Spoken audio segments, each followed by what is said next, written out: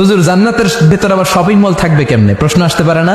সহিহ মুসলিমের বর্ণনা, ইন্না ফিল জান্নাতি লাসুকান, জান্নাতের ভেতরে বিশাল এক শপিং মল থাকবে। এটা বোধহয় আমাদের বসুন্ধরা শপিং কমপ্লেক্সের মতো হবে, যমুনা ফিউচার পার্ক।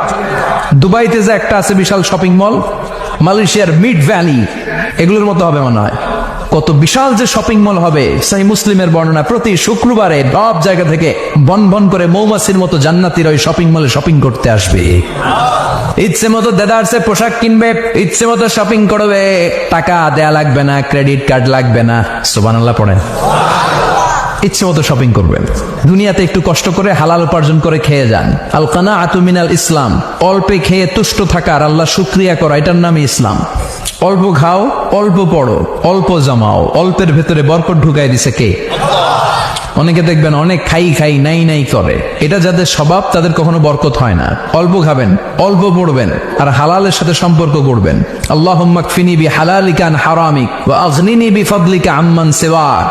বিষ্ণুনবী দোয়া করতেন, আল্লাহ হালালকে আমার জন্য যথেষ্ট করেন, হারাম থেকে আমারে বাঁচিয়ে রাখেন। পড়েন আমিন। হালাল অল্প হলেও হালালে বরকত আছে না নাই? হারাম বেশি হলেও এটাতে কোনো বরকত নাই, ঠিক কিনা?